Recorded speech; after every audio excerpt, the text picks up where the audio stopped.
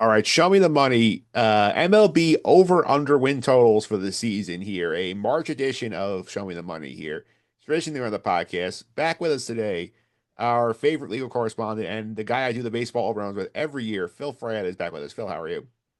I'm doing well, Mike. Thanks for having me back. Yeah, thanks for coming back here for sure. And is it nice actually to have this conversation and not be sitting here saying, we might have to update this if Blake Snell hasn't found a home yet. It's nice that everybody is signed and locked up and on a team. Injuries are always a factor, but at least there's no free agents out there anymore of any import. Yeah, I'm gonna put it out for the podcast audience because obviously with March Madness being next week, it's a little crazy here on day to record. So we're recording these early on March 14th. Phil, I wanted to have it in before the Japan series next week with the Cubs and the Dodgers. So we have picks for all 162 games covered here. But like, if there is an injury here, there's no we made our bets based on the totals on March 14th on DraftKings. Yes, and some of these injuries can definitely be meaningful. Yes. The Mets had a bunch of injuries, but like most of them seem to be relatively short term. Yankees, on the other hand, seem to have more of these longer term injuries that we know at least Garrett Cole knocked the win total down at 3 when he went out for the year. Yeah, and I thought it was going to be a little more than three, honestly. That's it's a really big loss. You can't replace him. You cannot. And people want to know last year we had this conversation. We went 500 each. We went 3-3 each. So we're gonna see who comes out on top this year. But we have the same format. It's based on the old Mike and the Mad Dog over-unders from back in the day, sort of, okay, three overs, three unders on win totals here. We can't pick the same team, but like for same thing, but we can go heads up if we want. So this is going to be an interesting one here. So, Phil, as the guest, I'll give you the choice. Would you rather be one have the first pick or the second and third pick? I'll go snake after that. I will take the second and third, please. Okay, so I'm up first on the board here. I'll take the one that I took last year. I'll start out with one of my unders, and I think it was a successful under, so I'm going to do it again.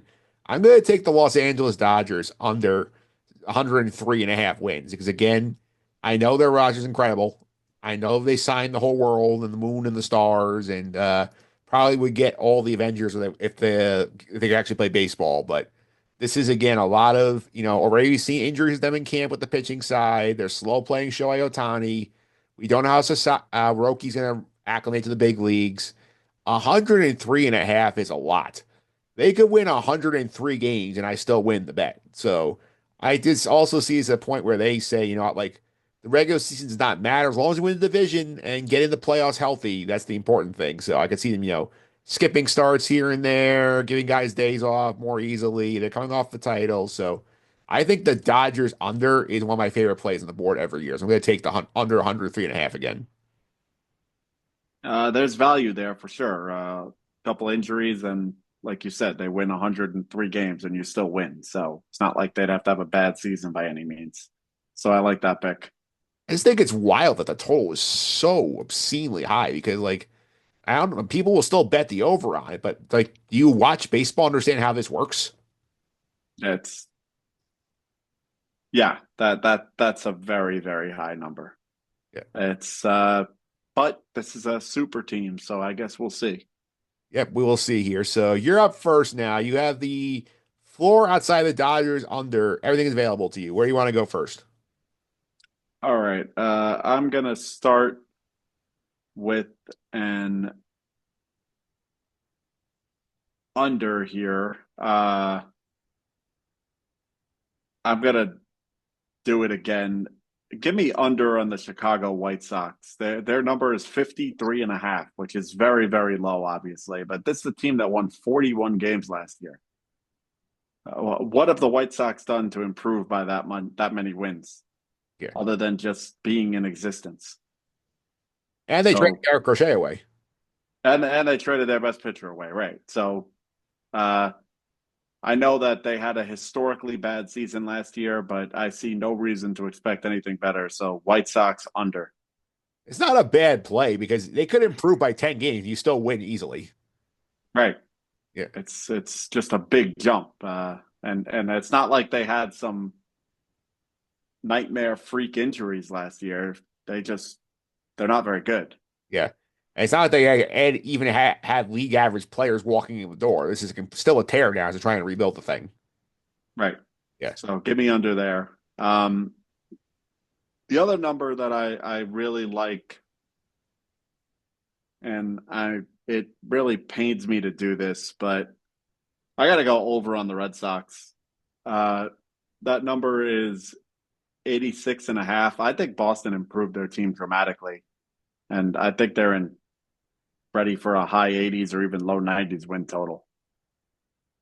Yeah, I think the Red Sox, if you look at it close enough here, I feel like obviously, like I think Bregman put them over that total for me where I love the move and he adds a lot of intensity to that clubhouse and need a big bat. And they spent a lot on pitching, whether it's the Crochet trade, Walker Bueller, bringing in a bunch of lefties to the bullpen. Like they actually spent some money this offseason and filled in a lot of their holes. And they had a lot of prospects coming who were good.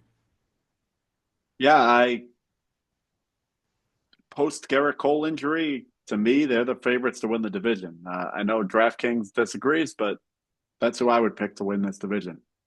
Yeah, I think the DraftKings thing you also have to consider here too. It's like yeah, I don't know if they're weighing in what Giancarlo Stanton's dealing with the Yankees either, because their lineup's a lot different if he's not there for more than like a month.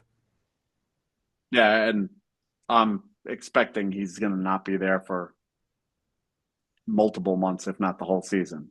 Yes. All right. So your first two picks are on the board here.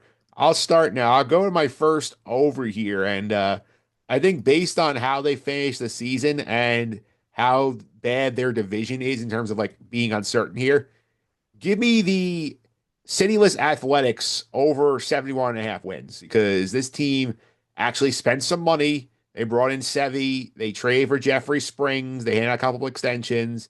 They're playing well. Maybe now with the Oakland fiasco behind them, they're more locked in terms of not having a distraction being as of the city every day.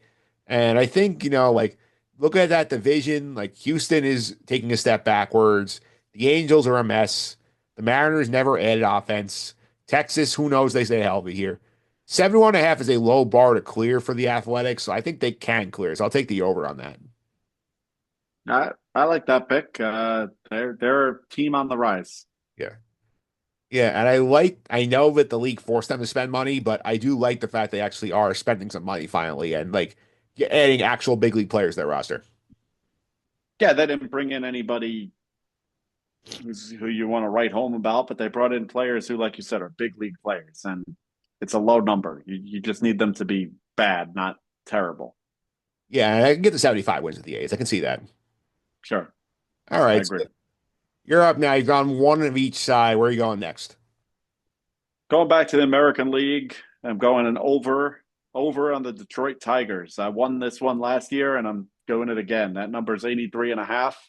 I think the Tigers have a young and talented team. I've been saying that in this podcast now for a couple of years in a row, and I think they're going to win that division this year. Yeah.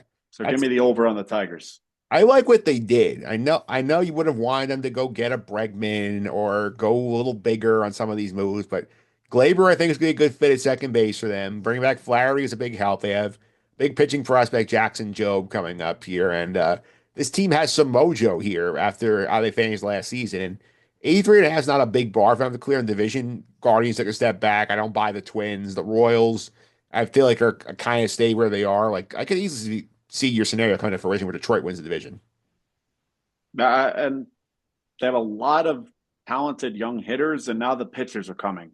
And if they can just keep some pitchers healthy to go along with Scooble, I think they can be a pretty solid team Yeah, and again, being the American League, like if you're a semi-decent team, you can stack some wins. That league is definitely the worst of the two right now. by a long shot. Yeah. All right, here. So I'm up again. I'm gonna take another over here. I'm gonna go to my guys. I think the Mets over the 90 and a half. You saw last year what the Juan Soto effect will do to a team, and I think the Mets are gonna be big beneficiaries here. They have had some injuries in camp. A lot of these injuries are short-term injuries, though. They are not really like long-term, apart from Montas, who's probably gonna be out for 2 months. Sounds like you'll get McNeil and Alvarez and Mania back by the end of April. They have the wherewithal to go add the deadline. They have a deep bullpen. They have enough pitching.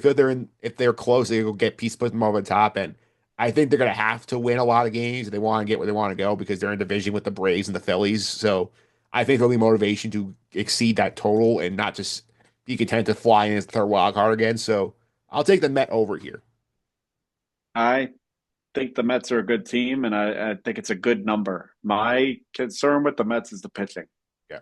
I don't know if they can pitch well enough, but there's a lot of question marks there, and they start with your opening day starter, Clay Holmes. So we'll see what happens to Clay Holmes as a starting pitcher. But at this point, David Stearns deserves the benefit of the doubt when it comes to starters. He's managed to patch together a rotation now a few years in a row. So as long as you can do that, I think the team is going to be good. I agree with you. They have a good bullpen, and the offense is that's a deep lineup when you look up and down that lineup. Yeah, I mean, even without McNeil and Alvarez, your 1 through 6 in that lineup is Lindor, Soto, Pete, Nimmo, Mark Vientos, and Jesse Winker or Starling Marte. It's a pretty good six to start with. That's not many teams in the league can compete with that, other than the Dodgers. But unfortunately for the Mets, some of the teams that can compete with that are in their division. Yes. Uh, and that's where it gets difficult. But I like the number. I think it's a good number from Vegas, and I could see I could see the over. It's going to be a close one. All right. So you've taken two overs and an under so far. Where are you going with your next pick? I am going in the same division. I'm staying in the National League East, and I'm going to Miami, and they're 63 and a half, and I'm going under. Uh, that's a team to me that just doesn't even try. They're not trying to win. They're in a division with teams that are very, very good. The Phillies, the Braves, and the Mets are, in my opinion, three of the top five teams in baseball. And I think they're just going to beat up on the Marlins, and I think they're going to be under the 63 and a half. Yeah, I think the easiest way to sell this pick is if you go ask a random person on the street, name 5 players in the Miami Marlins, they will not be able to do it. Yeah, that's true. I'm not even sure I can do it. Sandy Alcantara, and then that's pretty much it. I have Sandy Alcantara, Yuri Perez, and I don't know who else after that. Right. So that's a shame, and that's something we talk about in this podcast a lot. That there's some teams in baseball that aren't trying, and the Marlins are in that boat. So give me the under on the Marlins. Yeah, that was a lock. That's where I was going on the next pick. You hadn't done it. But we'll see. At the same time, 63 and a half is a low number. They did win 62 games last year, so it wouldn't be crazy for them to pick up a couple of wins here or there. But Yeah, big talent drain though, especially on the offensive side of the ball. yeah, they're not a very good team. Yeah, and they traded Lazaro with the Phillies for lottery tickets. Yep. All right, so I'm up now here. I'm gonna go back to the underwell here. I'm gonna go under 77 and a half on the Cardinals because I'm sitting here looking at this team and they are the only team in the entire league that did not spend a single dollar on an external free agent. They brought in 0 new players on the free agent market to deal with this roster here. They spent the winter trying to trade Nolan Arenado. They could not get rid of Nolan Arenado. He's still on this team. This team was a last place outfit last year. They got worse year to year. They got another year older with a bunch of pieces that don't fit together. I know the division is kind of weird, but I just don't see that total tells me that they think the Cardinals can be like a hot streak away from winning the division. I just don't see it. So I'm going to play the under with the Cardinals. Yeah, the only thing with the Cardinals, they're one of those teams that they're there because you've heard of them. It's a organization with a lot of success, and they do seem to overperform year after year. That they somehow won 83 games last year, even though any metric you look at would tell you that was a 75 win team. Yeah. So that would scare me, but I agree. There's not a whole lot of talent there, and if if someone wants Arenado, if the Yankees come knocking, I'm sure they'd be willing to trade him. So Yeah, I know they're trying to trade in the Astros. Yeah, no, Aaron Al uses no trade to block that deal. right. Yeah. So so I think he wants out. And I think they want him out, and I don't see much there. I agree. All right, you're up again. One over, one under left. What are you closing out first? Uh, I will go to the over. Give me over on the Texas Rangers. The number's 85 and a half. People forget there's a team that won the World Series 2 years ago. Yes. They had a down year last year. They had a lot of injuries pile on at the same time, and it was kind of the who's who of injured players. But I think their luck takes a step in the right direction. I don't love the division. I think Houston is way weaker than they've been in the past. The loss of Bregman, I think, is really going to hurt the Astros. Seattle is they can pitch, but they can't hit, and the giant wild card that always has remained with Texas is DeGrom back on the mound this year or not? And so far, he looks great. We'll see how much they can get out of DeGrom, but if you can get a season out of DeGrom, that's a team that could be very, very dangerous. Yeah, they basically won the World Series without Jacob deGrom, and I know he's claimed that, oh, I don't have to throw 100 anymore. I can throw 97 and locate it better. But until I see him actually resist that temptation, I will not buy him actually staying healthy. I'm not buying it either, but let's say we get a half a season out of him, then I might get over the number just from that. Yeah, that's a good bet. Plus, as you said, the division kind of stinks. So like Texas over is not a bad play here. No, and I'm banking on some guys staying healthy who were not healthy last year. Yep. So next up here, I will also close out the overwell here. I'm gonna go to back to the NL Central. I'm gonna take the Brewers over 83 and a half because every year all I hear about is Milwaukee didn't do much. They let this guy go, they let this guy go, then it just fall off. And every year they're in the mid 80s, they're in the playoff hunt. Sometimes they win the Central, sometimes they're a wild card team, but until convinced otherwise, they seem to know what they're doing. They're getting Brandon Woodruff back some point this year to help their rotation. I know losing Willie Adames hurts, but they have some good prospects ready to fill in on that infield. Jackson Chourio taking a step forward here in his second year as a pro. And I think 83 and a half is low, and the Central is winnable. So I'll just bet on the Brewers again because they seem to find a way to always do a little better. You think they will?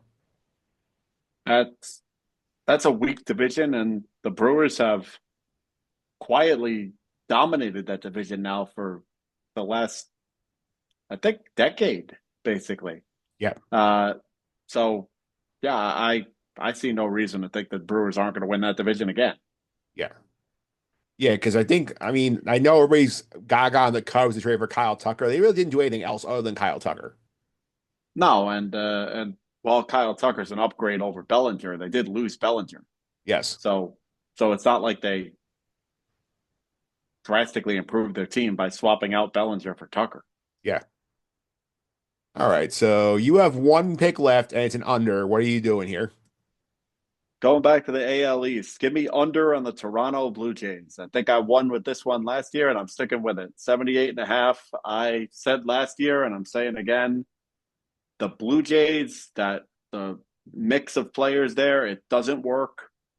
I think Vlad Guerrero Jr. very likely might get traded at the deadline. And I'm expecting another down last place year from the Blue Jays. Yeah, that was actually my pick last year, but was the exact same reasoning. I like the mix is wrong in Toronto here, and the room definitely I feel is affected by the fact they keep going big game hunting and can't get the big game players while like they say ignoring their own guys who could use extensions. So that's not great.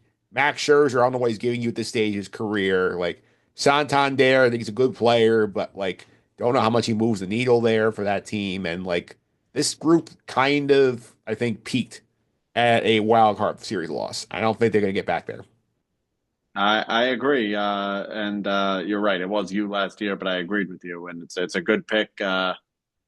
It's not there, and like you said, I do think it rubs the players in that room the wrong way that they apparently are out there in free agency throwing money at people and they can't get anyone to go there.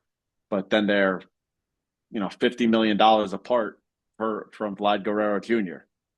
Yeah. Uh, and if the reports are to be believed, it sounds like they outbid the Yankees and the Mets on Juan Soto. Yeah, I did see that. From my what I've been hearing about that is sort of like Boris and the Soto camp knew that like if you want us to top the Cohen number, we'll top it. Just tell us that you're going to be here and the money will be there for you. I'm assuming we've been heavily deferred, but I think they would have had a higher number overall. Yeah, but I don't know what the truth is there, but I do know that they were very aggressive with Soto. They were very aggressive with Otani. They were very aggressive with a number of players this offseason. And like you said, they can't get anybody to go there. Yeah, I know they were playing around with Pete Alonso too before he went back to the Mets, so that was another one. Yeah, they can't get anybody to go there. They got Santander to go there almost out of necessity. He had nowhere else to go. Yep. All right, so my last pick here, and this is another one. I'll go back to the AL Central. I think this number is a little high considering like how injury prone this team is. Give me the under on the Twins at 84.5 here.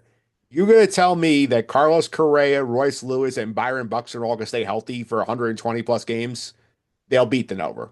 That is not happening. And they did not make any meaningful additions really bolster this roster outside of Harrison Bader playing center field, so Buxton can DH. So I think this is a value play here. I think they are more likely to see Correa miss like a month and a half, Royce Lewis miss like 6 weeks here, 6 weeks there. Byron Bucks play 100 games and look good, but then he'll like tear a hamstring and miss another month and a half. And the division is not like a pushover anymore.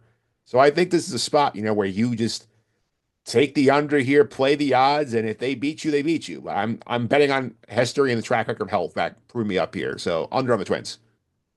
I like that pick, and I agree. Wake me up when those three guys play 120 games. Yeah.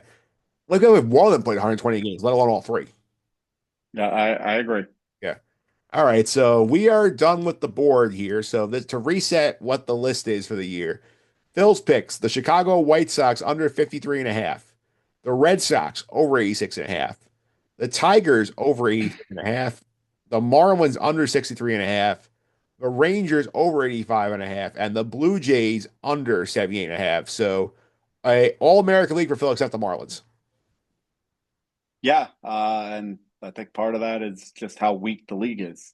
Yeah. There's a lot of value there. Yeah. My picks, the Dodgers under 103 and a half, the A's over 71 and a half, the Mets over 90 and a half, the Cardinals under 77 and a half, the Brewers over 83 and a half, and the Twins under 84 and a half. So those are our picks for the year. Neither of us touched the Yankee number, which is sitting at 89 and a half. Was it 92 and a half before Garrett Cole got hurt? They're not many adjusting for Giancarlo yet because they know how long he'll be out, but I did not want to touch this number because I know Aaron Judge can put this team on his back if he wants to, but it's as it feels to me, sort of like a year where like this is sort of like a very bad juju year I'm getting out of the Yankees. I rarely ever touch the Yankee number. I believe I hit them last year with the over, and I think I won. Yes, you did. You nailed it. Uh, but I normally don't touch the Yankees. I'm very concerned about the Yankees. I came on your podcast after Soto left, and I told you that I was worried that they were going to go out and throw out a bunch of bad contracts, and what they did, in my opinion, is maybe even worse. They they've essentially sold what I think is a bill of goods to the fan base that we've improved on defense and base running, and therefore we're going to win more games. Yeah. Um, I don't know if this team can hit. I I look at that lineup and I see glaring holes. I Yep. think Giancarlo Stanton's going to be out for a long time. I'd be stunned if you see him before the All Star break. Uh, Third base is still black hole. Third base is a black hole, and well, shortstop. I don't know if it's a black hole, but it's close to it. Has Volpe hit in the major league? He hasn't hit. He feels he's not as great a hitter.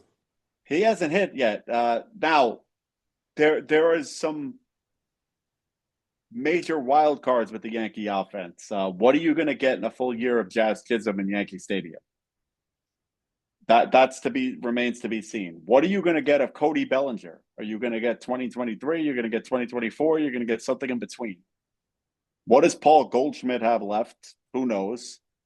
Austin Wells seems like he's a good player. We'll see how he can hold up a whole season behind the plate. And then the biggest wild card of all, of course, is Dominguez. Yeah. Is Dominguez the next coming, or is he just a guy with some potential? So I'm really worried about that.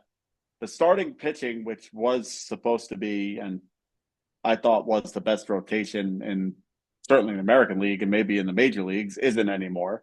You lost Cole for the whole year. You'll be lucky if you see him by June. So yeah, I'm very worried about the Yankees. I think the number is a little high, but not crazy high because, like you said, they have the best player in the world, and who knows, maybe Aaron Judge hit 65 home runs this season. You know, when you have a guy like that, he could carry a team, but it's concerning. Yeah. My question to you is like, I haven't followed the Yankee lineup construction in the spring right now. Who is the guy hitting behind him right now? Is it Bellinger? It's Bellinger, and I think they're going to stick with that. Yeah. Yeah, because to me, it's like that's still like a big downgrade over Stanton if Stanton is healthy. But like to me, I just don't know. I feel like this is I make this comparison all the time to friends. It's like it feels like they built the 2017 National League All-Star team in 2025 and are hoping these guys can find the fountain of youth. Well, sort of, but they're also relying heavily on these younger players. Yeah. They're putting a lot of stock in Jazz and the Martian and Austin Wells, Yeah. and that could work. Those three guys could certainly be productive major league players, but they are putting a. I think the Goldschmidt thing bothers me less because he got nothing out of the position last year. If you get anything that resembles major league average, that's an upgrade. Yeah. But Bellinger, yeah, I mean, you swapped Juan Soto for Cody Bellinger. Yeah. That's not good. We'll see. But I agree with you that not having that protection for Judge, he's gonna walk 200 times this year.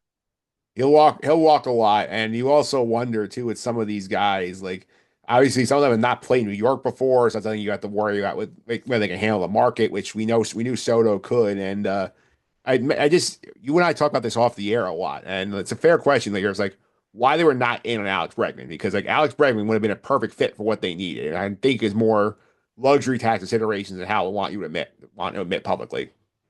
Oh, that's all it is. The Yankees are. I'm frustrated with it. You know, I'm frustrated with it. They are a team that is just they treat the luxury tax number like a salary cap, and it's very very frustrating as a fan for a couple of reasons. One, they're you read about this all the time. They make more money than every other team. Their percent yet I saw that famous tweet that went out a few months ago that the Yankee payroll is basically the same as it was in 2004. 2005 or 2004 if you adjust for inflation. So they're just not spending any money. That's frustrating. But I think what frustrates me the most out of all of this is you have had a window with a Hall of Fame starting pitcher and a generational type of hitter. Somebody who's putting up numbers that before steroids you hadn't seen since Babe Ruth, basically. And they wasted it because they won't spend any money to put pieces around them. Yep, that's not ideal because like the way this spring especially isn't going, it makes you start to wonder like, was 2024 the shot, and did you miss the shot? Uh, I'm a little worried about that, and it's really it stings extra because in 24 you saw what happened when you went for it.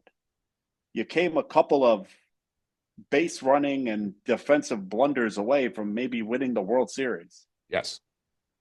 And now we'll see. The all that said, it's not doom and gloom. They still have Aaron Judge. They have a very, very good bullpen. And they still do have some good arms. Max Fried's a great pitcher. Rodon's, you know what he is, but we'll see. They're putting a lot of stock in younger players now. Yeah, for sure. Phil, thanks for all the time. Really appreciate it. Enjoy the season. Yes, thanks. You too, Mike.